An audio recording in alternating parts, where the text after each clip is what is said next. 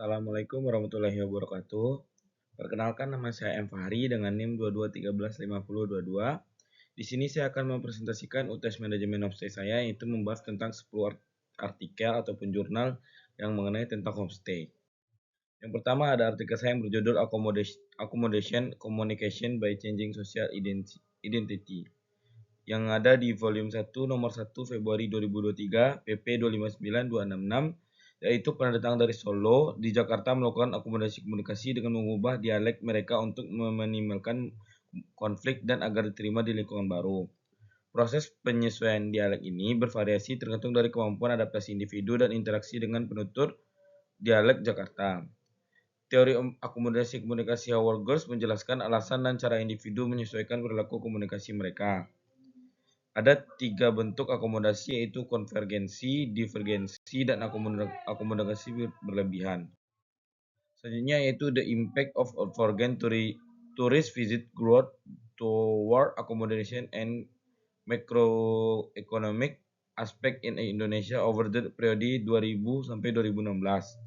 Artikel ini membahas pengaruh berbagai faktor terhadap kunjungan wisatawan asing di Indonesia periode 2000 sampai 2016, akomodasi bersama dengan faktor-faktor seperti jumlah pesawat, rute penerbangan, tenaga kerja peserta, jumlah kamar hotel, tempat tidur, dan lain-lainnya. Dianalisis pengaruhnya terhadap jumlah kunjungan wisata asing. Hasil penelitian ini menunjukkan bahwa akomodasi memiliki pengaruh signifikan terhadap kunjungan wisatawan, dan penelitian ini menggunakan metode kuantitatif, analisis regresi linier berganda untuk mengidentifikasi faktor-faktor yang berpengaruh. Selanjutnya ada artikel berjudul Tourist Accommodation at House Tourism Match for Better Geotourism.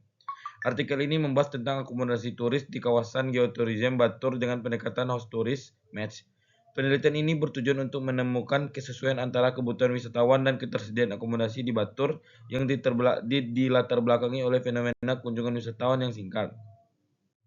Selanjutnya yaitu ada artikel yang berjudul Spatial Structure of Accommodation Distribution in Belitung UNESCO Global Geopark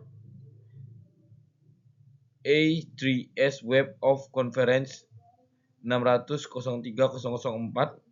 Penelitian ini memetakan distribusi geografis akomodasi di Belitung UNESCO Global Geopark. Hingga 2021 ditemukan 88 akomodasi yang terdiri dari homestay, hotel non-bintang, dan hotel bintang. Hasil dan tahap perkembangan destinasi wisata, distribusi hotel didominasi oleh hotel non-bintang, namun hotel bintang semakin bertambah seiring perkembangan peserta. Selanjutnya ada utilization of education hotel as e-learning resort for students of the Hospitality Accommodation Skill Competition Program at Vocational School. Penelitian ini bertujuan untuk mengeksplorasi pemanfaatan education hotel sebagai sumber belajar bagi siswa program keahlian akomodasi perhotelan di SMK Negeri 4 Yogyakarta, khususnya pada bidang front office dan housekeeping. Metode penelitian ini digunakan adalah survei terhadap 78 siswa kelas 11 dan 12. Hasil penelitian menunjukkan bahwa 70,51% siswa front office menilai edotel sebagai sumber belajar yang baik, sementara sebagian siswa housekeeping 79,49% memberikan penilaian kurang baik. Selanjutnya ada artikel mengenai the interculture accommodation between ethnic Arabic, Chinese, and Malay in Palembang.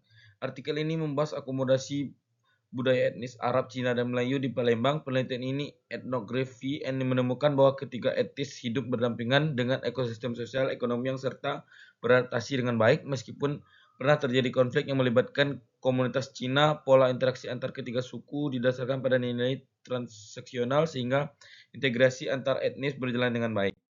Selanjutnya yaitu ada artikel yang berjudul Price versus Comfort Malaysia Youth Preference for Accommodation when Traveling. Studi ini berfokus pada preferensi kaum muda Malaysia berusia 18 hingga 24 tahun mengenal akomodasi saat bepergian dengan menekankan pendekatan kualitatif melalui wawancara mendalam dengan 8 partisipan untuk mengumpulkan wawasan yang kaya.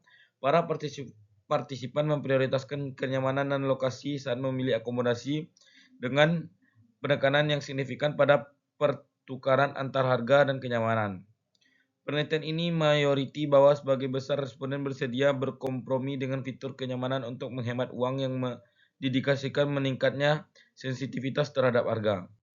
Selanjutnya ada penelitian mengenai accommodation strategy in buying and selling conversation at Geng Baru Traditional Market Chinatown Semarang. Artikel ini membahas strategi akomodasi dalam percakapan jual beli di pasar tradisional Gang Baru, Pecinan, Semarang. Penelitian kualitatif ini menemukan adanya akomodasi baik konvergensi maupun divergensi antara penjual dan pembeli. Selanjutnya ada artikel saya yang berjudul Trihita Karna Implementation in Accommodation Management. Artikel ini membahas pengelolaan akomodasi homestay tradisional Bali di Ubud berdasarkan filosofi Trihita Karna. Penelitian kualitatif melalui observasi, studi literatur, dan wawancara mendalam ini menemukan bahwa homestay tradisional di Ubud dibangun dengan arsitektur Bali yang mencerminkan hubungan harmonis antara manusia dengan Tuhan, manusia dengan manusia, manusia dengan lingkungan. Keberadaan homestay tradisional ini perlu dipertahankan untuk mendukung perwujudan pengembangan pariwisata di Bali. Baiklah, selanjutnya ada application of web-based fee rubric to performance assessment making bed in SMK Hotel Accommodation. Artikel ini membahas perkembangan aplikasi berbasis web bernama VA Rubric untuk penilaian kinerja praktik making bed di SMK Accommodation. Aplikasi ini dirancang untuk menggantikan metode penilaian manual yang dianggap kurang efisien dan akurat. VA Rubric memungkinkan guru dan praktis industri mengevaluasi kompetensi siswa secara digital, memberikan hasil valid, variabel, terdokumentasi dengan baik. Penggunaan teknologi ini mempermudah proses penilaian, meningkatkan efisiensi waktu, dan mengurangi kesalahan yang dalam perhitungan skor. Baiklah, mungkin hanya itu hasil presentasi yang dapat saya sampaikan. Apabila terkurang terlebih, saya mohon maaf. Wabillahi taufiq wal hidayah. Assalamualaikum warahmatullahi wabarakatuh.